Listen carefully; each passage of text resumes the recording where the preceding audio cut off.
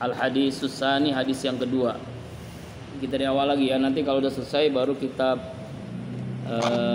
berikutnya. Kitab hadis ya.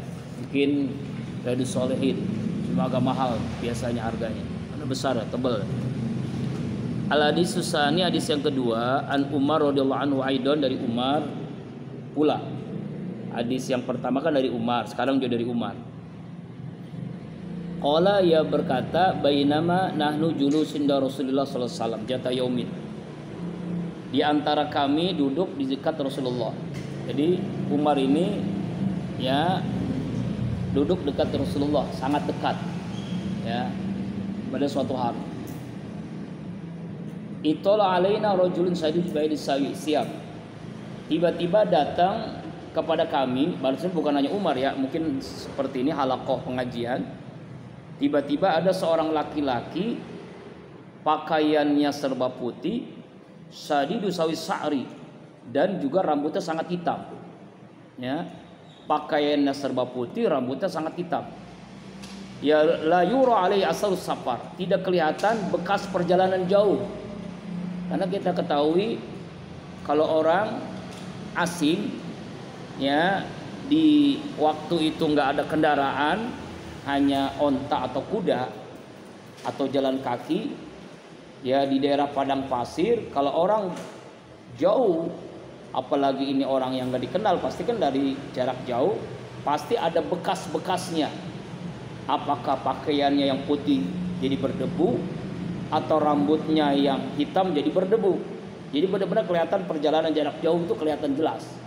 Tapi ini aneh, orang nggak dikenal, ya tidak kelihatan dia dari jauh, pakaiannya putih bersih, rambutnya hitam.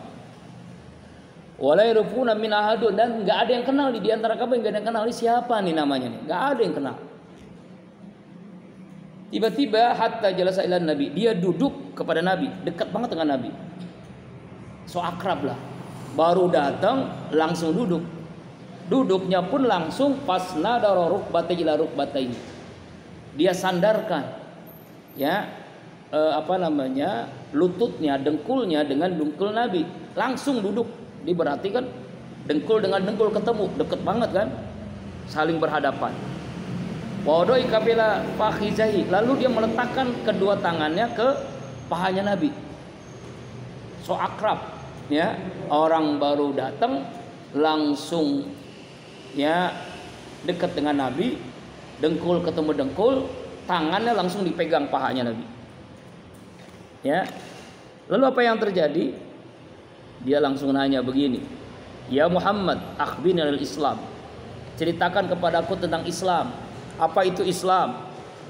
Lalu Rasul menjawab, faqala Rasulullah sallallahu alaihi wasallam, "Antas syahada alla ilaha illallah wa anna Muhammadar Rasulullah." Pertama, engkau bersaksi bahwasanya tidak ada Tuhan kecuali Allah dan bahwasanya Nabi Muhammad utusan Allah. Wa tuqimas shalah, yang kedua engkau mendirikan salat. Wa tutiyaz zakat, engkau menunaikan zakat. Wa tasuma Ramadan, engkau melaksanakan puasa di bulan Ramadan. Wa tahujjal baita in istata'ta ilaihi sabila, dan engkau melaksanakan haji ke Baitullah jika engkau mampu menuju Baitullah. Setelah nanya begitu langsung menjawab, qala shadaqta, kau benar. Nanya tapi membenarkan. Fa'ajibna lu yas'aluhu wa yusaddiqu. Kami ta'ajub, kami heran. Ini siapa yang nanya nih? Dia nanya tapi membenarkan.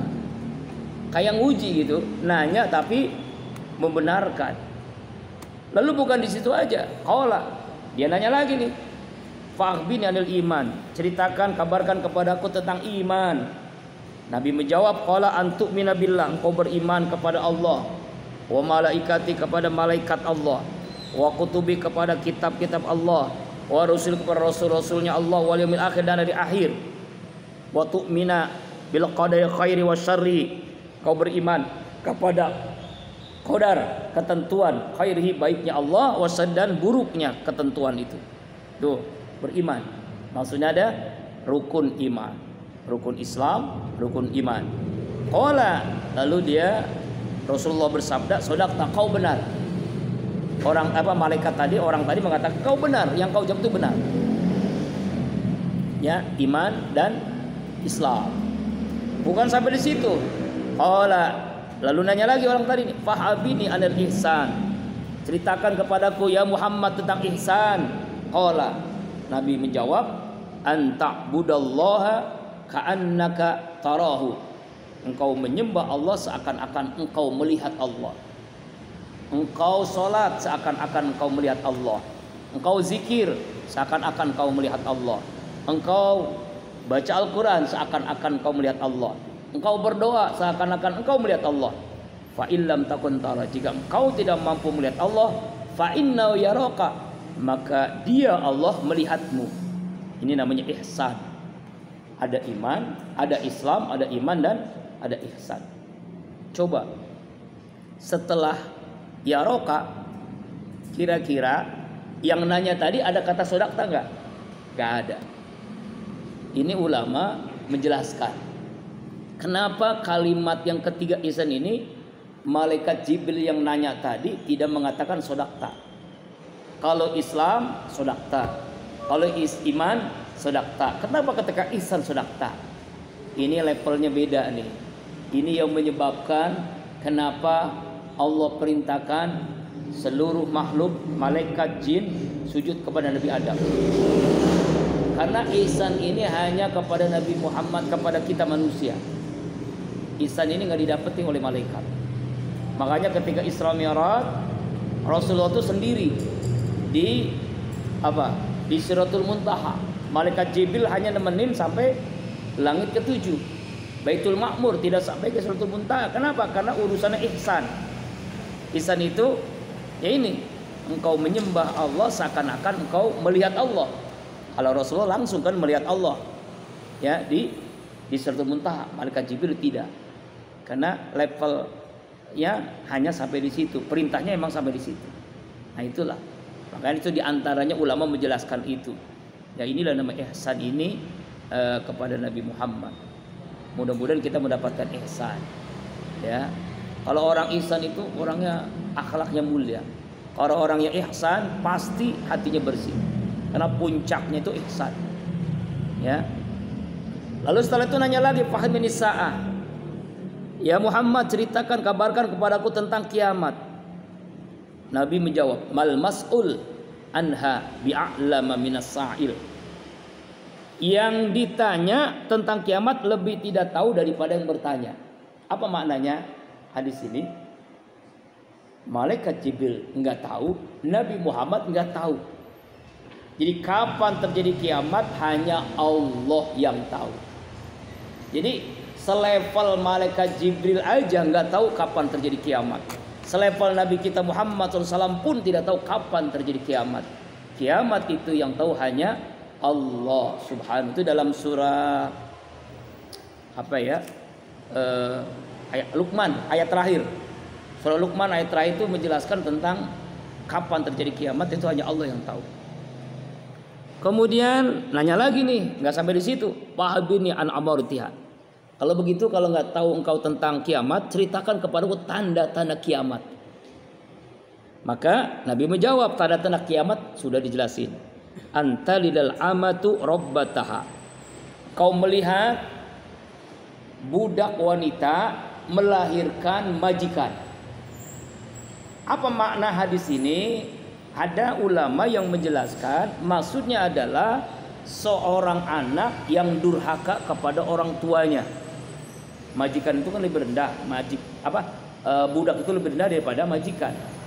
Berarti dia meremehkan majikan, anak yang meremehkan orang tuanya, anak yang sudah tidak taat kepada orang tuanya. Ini diantaranya tanda-tanda kiamat. Maksudnya begitu. Ya. Kalau mafhum muwafaqah, jadi dalam ilmu usul fikih itu ada dua mafhum. Ada muwafaqah, ada mukhalafah. Ya, muwafaqah itu makna yang sesuai dengan teks kalimat. Budak melahirkan majikan. Ya, makna mafhum mukhalafahnya adalah seorang anak yang menyuruh-nyuruh orang tuanya. Orang tuanya disuruh-suruh karena merasa lebih tinggi hartanya, ilmunya dan sebagainya. Durhaka lah. Lalu tanda apa lagi? Tanda kiamat dijelaskan dalam hadis ini. wa antal khufatal uratal alata ri'a as-sa'i yatawallaluna fil bunyan. Kau melihat seseorang yang nyeker, yang tidak beralas kaki, lalu telanjang, tidak berpakaian, lalu dia mengembala kambing. Maksudnya apa nih? Orang miskin. Dulu kan biasa kalau orang miskin itu nyeker, pengembala, nggak pakai pakaian, telanjang. Maksudnya adalah orang miskin, orang susah. Ia tawallaluna fil bunyan, tapi mereka berlomba-lomba dalam membangun bangunan tinggi-tinggi. Ya, sekarang sudah terjadi nih. Orang yang miskin iman, miskin ilmu, miskin hati, hatinya sudah kotor, berlomba-lomba dalam membangun bangunan. Makanya di antara maksud hadis ini adalah mafhum muwafaqahnya adalah orang sudah berlomba-lombanya bukan berlomba dalam kebaikan, tapi berlomba-lomba membangun bangunan yang tinggi pencakar langit. Itu di antara tanda kiamat. Nah, itu di antaranya. Summan talaqa. Kemudian orang itu pergi. Palabistu malian. Kami diam sejenak. Summa qala. Kemudian Nabi bersabda, "Ya Umar, wahai Umar. Atari minas sail. Tahu enggak kamu siapa tadi yang nanya tuh? Siapa tadi yang tanya tuh? Laki-laki yang pakaian serba putih, rambutnya hitam. Siapa itu?" Qultu, aku menjawab, Umar menjawab, "Allahu wa Rasul a'lam." Allah dan Rasul lebih tahu siapa orang itu. Qala, Nabi pun menjawab bersabda, "Wa innahu Jibrilu atakum yu'allimukum dinakum." Itu malaikat Jibril yang datang kepada kalian semua, yang mengajarkan kepada kalian tentang Islam, tentang iman, tentang ihsan, tentang kiamat, dan tentang tanda-tanda kiamat. Itu malaikat Jibril. Oh, malaikat Jibril. Kok bukan bentuknya sayapnya 300, bahkan mengatakan 600 sayapnya, ya kan? Sayapnya satu saja malaikat Jibril cukup untuk menutupi bumi ini. Lagi 300 kan? Kok bisa seperti makhluk? Itulah malih rupa. Malaikat itu sesuai dengan perintah Allah. Diperintahkan Allah supaya menjadi manusia, ya kan? Menjadi manusia beberapa saat untuk menjelaskan, mengajarkan kepada kita tentang tadi 5 tadi itu: Islam, iman, ihsan, kiamat, tanda-tanda kiamat. Untuk menjelaskan itu maksudnya. Datang dengan bentuk manusia, malih rupa. Rawahu Muslim, diriwayatkan Muslim. Semoga bisa dipahami ya. Ini masih enak nih, masih 2 hadis, hafalkan. Ya kan? Hafalkan. Benar-benar bisa hafal ya. Nah, insya. Kitab yang kedua,